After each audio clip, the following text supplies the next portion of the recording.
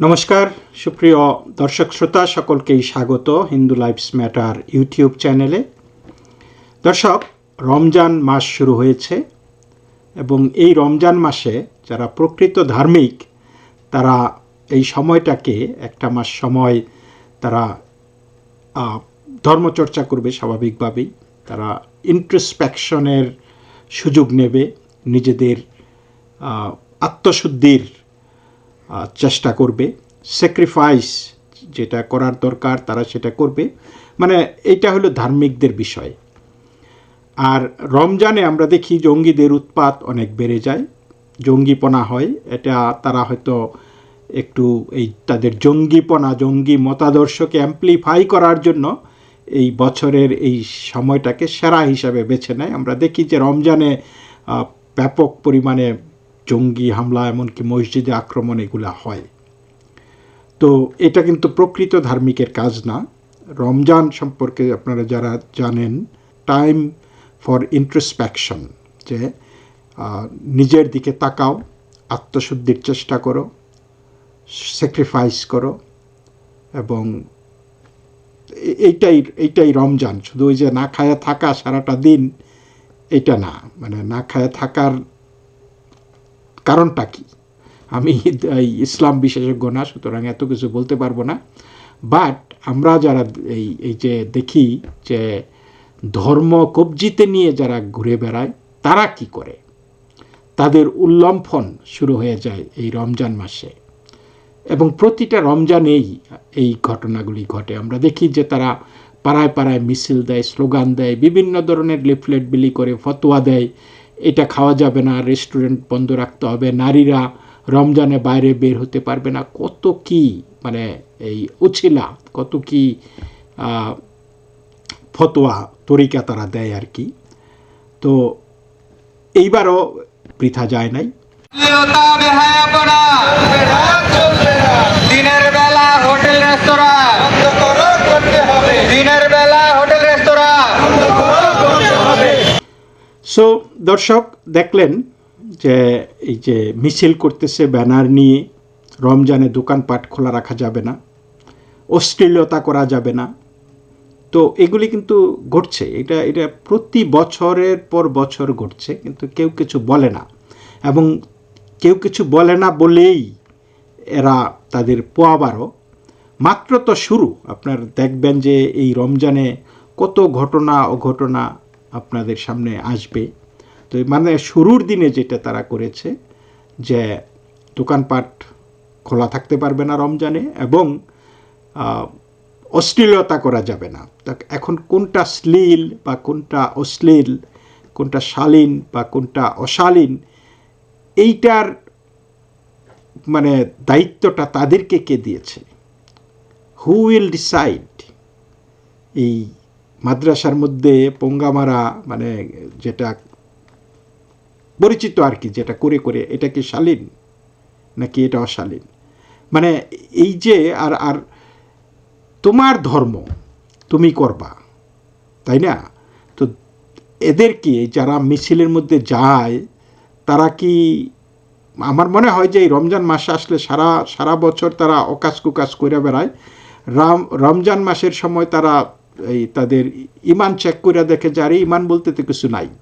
মানে তাদের ইমান নাই, তারা ইমান তাদের এত দুর্বল, এই জন্যই তারা ভাবে যে আরে এই সারা বছর এত কিছু করছি, তো এই একটা মাস যদি আমি কোনো রকম রমজান করতে পারি, মানে রমজান করা মানে হচ্ছে না খায় থাকে আর কি। কিন্তু যারা কবজিতে ধর্ম নিয়ে ঘুরে হঠাৎ করে সারা বছর পরে এই রমজানের সময় মনে হইল যে আরে আমার তো ইমান চেক করতে হবে, ইমান চেক করে দেখে যে লোকজন আশেপাশে কেউ খাইলে তার মানে জিহ্বা টলটল করে। মানে সংযমতার কথা যে বলছে রমজানে, সেই সংযমতা তার মধ্যে নাই, তার লোভ লালসা হয়, জিহ্বা টলটল করে, এই জন্য কাউকে খাইতে দেবে না। আমি দেখেছি যে মানুষ দোকানের ভিতরে একদম পর্দা টানাইয়া গোপনে খাবার পরেও তারাই সেই সমস্ত দোকানে গিয়ে হামলাও করে আবার। আচ্ছা, আমি খাইতেছি, মনে করেন আমি কিন্তু নিজে দুবাইতে দেখছি রমজানের সময় তারা তাদের পর্দাও মানে বন্ধ রাখে না, দোকান ওপেন। তোমার খাইলে খাইবা, নাইলে নাই। ইটস জাস্ট কোনো বাধ্যবাধকতা নাই, কোনো কিছু নাই, কোনো নিয়ম নীতিও নাই এইসব ব্যাপারে। রেস্টুরেন্ট আছে, রেস্টুরেন্ট ব্যবসা করবে, দিস ইজ এ বিজনেস। তোমার ভালো লাগে তুমি যাইবা, না লাগলে না যাইবা। তারা যার খাইতে ইচ্ছা করে সে খাবে, যে খাইতে ইচ্ছা করে খাবে না। বিদ্বেষ নাই, একজনের চিন্তা চেতনা আরেকজনের ঘাড়ে চাপাই দেয় না। এটা কিন্তু মুসলমান, মানে প্রকৃত মুসলমানের দেশে এটা হয়। কিন্তু আমাদের বিকৃত মুসলমানের দেশে কি হচ্ছে, আপনার জোর করে আপনাকে বলবে আপনি দোকান খোলা রাখতে পারবেন না। কেন দোকান খোলা রাখলেন, কেন আপনি খাইলেন, একটা ব্যক্তির স্বাধীনতায় সেইখানে হস্তক্ষেপ করা হয়, অনবরত হচ্ছে। তারপরে এই যে আপনারা ফেসবুকে দেখবেন এখন মহিলাদের পেজে গিয়ে গিয়ে মন্তব্য করবে, রমজান মাস মাথার মধ্যে একটুই দেন, এই ছবি দিয়েন না, ওই ছবি দিয়েন না, এইরকম কেন, ওইটা কেন, সেটা কেন, অনবরত করে যাচ্ছে। হোয়াই? তোমরা খুঁজে খুঁজে সেই সমস্ত মহিলাদের প্রোফাইলে ঢুকো কেন? তোমরা না দেখলেই তো হয়ে যায়। তো মানে একজনের ইমান রক্ষার দায়িত্ব তো তার নিজের, অন্যের না, তাই না? আমরা দেখেছি সম্প্রতি একটা ভিডিও ভাইরাল হয়েছে, সেটা সত্য কি মিথ্যা আমি জানি না। তারেক, বর্তমান প্রধানমন্ত্রী আর কি, আমার প্রধানমন্ত্রী বলতেও কেমন যেন একটা হাসি পায় তারে, বাট তার মেয়ে ব্যারিস্টার জাইমা রহমান লন্ডনের সম্ভবত একটা কোনো নাইট ক্লাবে সে বন্ধুবান্ধবের সাথে নাচানাচি করতেছিল, সেই ভিডিও ভাইরাল হয়েছে। It's nice.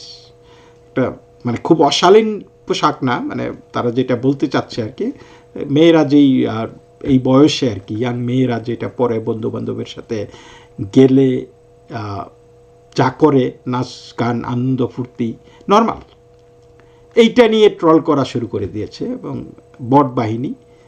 তো আমি বলবো যে তারেক রহমান নিজে যাই থাকুক দুর্নীতিগ্রস্ত, বা যে জঙ্গিদের সাথে যোগসাযোগ যাই থাকুক না কেন, কিন্তু তার মেয়েকে আমি মনে করি যে একটা নর্মাল লাইফ দিয়েছিল। তা না হলে এই মেয়ে এই যে ব্যারিস্টারও হইতে পারতো না, বা এই মেয়ে স্বাভাবিকভাবে যেই চলাফেরাটা, এবং শি ইজ ভেরি জেন্টল, তার মানুষের সাথে ইন্টারাকশন, কথাবার্তা খুবই ভদ্র। তো এই মেয়ের পিছনে এখন লাগছে মোল্লারা, যে দেখেন নাচে, নাচ গান কি খারাপ? এই বয়সে নাচ গান না করাটাই তো মানে একটা সমস্যা হইতো। যদি এই মেয়েটা স্বাভাবিক অন্য আর 10টা মেয়ের মতো চলাফেরা না করতো, তাহলেই তো বরং প্রশ্ন আসতো যে what is wrong with her. কিন্তু না, এই জঙ্গিরা, এই মোল্লারা এটা মেনে নিতে পারতেছে না। তো ওইরকমই এই রমজানে কে দোকান খোলা রাখবে, বা কে খাবে কে খাবে না, কে কোন পোশাক পরবে, মাথায় কাপড় দিবে কি দিবে না, এটা তার সম্পূর্ণ নিজস্ব ব্যাপার। ধর্ম পালন করা, ধর্ম পালন না করা সম্পূর্ণ একটা ব্যক্তির বিষয়। তা আপনি এই রমজান মাস আসলে সবাইকে বলবেন যে আপনার মতো করে চলতে হবে, এটা তো কোনো স্বাধীন দেশে কাম্য হতে পারে না। তো এই বিষয়টা নিয়ে মানে এটা এমন একটা বাড়াবাড়ির পর্যায়ে চলে গেছে যে আমি খুব আশ্চর্য হই যে এটি কেমনে বাংলাদেশে এদেরকে, এই যে এরা যে এই গায়ে মানে না আপনি মোরল এরকম কইরা মানুষের ওপর যে চাইপা বসে, মানুষের ওপর একটা জিনিস চাপাই দেয়, হ্যাঁ, দোকান বন্ধ রেখে মানুষ খাইলে সেই দোকানের ভিতরে জোর করে ঢুকে গিয়ে বের করে স্বীকারোক্তি আদায়, যেমন সে একটা অন্যায় ক্রিমিনাল কাজ করে ফেলেছে, এগুলির জন্য তো শাস্তি হওয়া উচিত। মানুষকে হ্যারেস করা, নুইসেন্স তৈরি করা পাবলিকের জন্য, দোকানদারদের জন্য, ব্যবসায়ীদের জন্য, ক্রেতাদের জন্য, বা রাস্তাঘাটে সমস্যা তৈরি করা, এটার জন্য তো একটা শাস্তির বিধান করা উচিত। ধর্ম পালন তো ব্যক্তিগত জিনিস, তুমি তোমার মতো নিজের মতো সংযম পালন করো, ধর্ম করো। কিন্তু ধর্ম যারা করে তারা এই রকম মানুষের উপর অত্যাচার করে, এটা কি ধার্মিকরা, সত্যিকারের ধার্মিকরা করতে পারে? আমার তো মনে হয় না। তো যাই হোক, একটা ফেসবুকে একটা একটা পোস্ট লক্ষ্য করলাম, এক মহিলার নাম খাদিজা হক, মানে সুন্দর কয়েকটি, এই প্রসঙ্গে তিনি লেখেননি, বাট অন্য কোনো প্রসঙ্গে আর কি, জাস্ট একটা পোস্ট তিনি দিয়েছেন। আমার মনে হয় যে আজকের এই ঘটনার প্রেক্ষাপটে যে এই পোস্টটি খুবই গুরুত্বপূর্ণ। তো তিনি লিখেছেন, আমি যদি ক্ষমতায় যেতাম তাহলে কঠোরভাবে যেটা নিয়ন্ত্রণ করতাম, ধর্মবিশ্বাসী নারীদের ধর্মের বাইরে কিচ্ছু করতে দিতাম না। ধর্মীয় বিধিনিষেধ তাদের পালন করতে বাধ্য করতাম। তাদের প্রত্যেকের স্বামীকে 4 বিয়ে বাধ্যতামূলক করতাম। পুরুষরা সংসার খরচ না চালাতে পারলে তাদের রাষ্ট্রীয় খরচে সংসার চালানোর দায়িত্ব নিতাম। আফগান নারীর মতো কুকুর বেড়ালের মতো জীবনযাপনের ব্যবস্থা করতাম। যারা ভারত বিরোধী তাদের কোনো ভারতীয় পণ্যে হাত দিতে দিতাম না। কিচ্ছু না। বাংলাদেশের মেয়ে হয়ে বোরকার তলে থেকে ইন্ডিয়ান স্নো মাখবি, সেটা হতে পারে না। কাঁচামরিচ, তেল, পেঁয়াজ, নুন, তেল থেকে শুরু করে কোনো ভারতীয় পণ্য ব্যবহারের সুযোগ তারা পেত না। ইন্ডিয়ান ভিসা তাদের জন্য বন্ধ। কয়টা টাকা হইলেই খুক্কুর খুক্কুর কাশি হইলেই যারা ইন্ডিয়া যাও তাদের জন্য ইন্ডিয়ান চিকিৎসা চিরতরে বন্ধ। যারা ইহুদি বিদ্বেষী তাদের জন্য ইহুদিদের আবিষ্কার ব্যবহার নিষিদ্ধ করে দিতাম। ওই যে রাইস কুকারের ভাত, প্রেসার কুকারে ডাল সেদ্ধ দিয়ে এসে ফ্যান ছেড়ে আয়েশ করে তারাবির নামাজ পড়তে বসে, এদের জন্য এসব সুবিধা সমস্ত বন্ধ করে দিতাম। তারপরে ঔষধ, ইহুদিদের আবিষ্কারের একটা ঔষধও তাদের দেওয়া হবে না। তারা শুধু খাবে মধু আর কালিজিরা। আর 1400 বছর আগের নারীদের মতো 2টা করে খেজুর খেয়ে পেটে পাথর বেঁধে আল্লাহ বিল্লাহ করবে আর স্বামী সেবা করবে, সন্তান জন্ম দিবে। এমন করে বছর 2 চালাতে পারলেই কারো ধর্মানুভূতিতে আঘাত না দিয়েও একদম মাথা থেকে ধর্মের ভূত ঝেড়ে ফেলতাম। তো এটা একজন মুসলিম মহিলা লিখেছে, খাদিজা হক। তা আমার মনে হয় যে এই লোকদেরকে, এই যে যারা নাকি এরকম আরেকজনকে খাইতে দেবে না, তাদেরকে একটু যাচাই বাছাই কইরা এই বছরখানেক মানে তাদের দাওয়াই, মানে ইসলামের যত ধরনের দাওয়াই আছে তাদের ওপর প্রয়োগ করলে দেখা যেত তারা কি করে আর কি। মানে এটা করা উচিত আমি মনে করি। তাদের জীবনযাপন, তাদের পরিবার, মানে টোটালি তারা যেটা চায় সেটাই তাদের ওপরই প্রথম প্রয়োগ করা উচিত আমি মনে করি। এবং তখন বোঝা যেত যে কত ধানে কত চাল। তো দর্শক, এই পর্যন্তই। সকলেই ভালো থাকবেন। নমস্কার।